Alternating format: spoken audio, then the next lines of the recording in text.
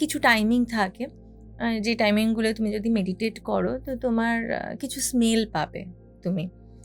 হ্যাঁ, কিছু good smell পাবে, কিছু ব্যাড স্মেল পাবে।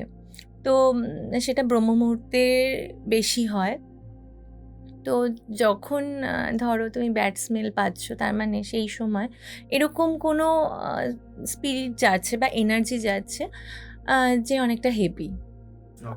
তো এরকম হয়েছে, যেমন লাস্ট তোমাকে আমি বলছি, কিছুদিন আগেই আমি ছাদে, আমি আর আমার হাজব্যান্ড হাঁটছি, তো হঠাৎ করে একটা খুব বাজে স্মেল আমি পাচ্ছি, এবং আমরা দুজনেই পেয়েছি, তো যেখানটায় কোনো বাজে স্মেল পাওয়ার কথাই না।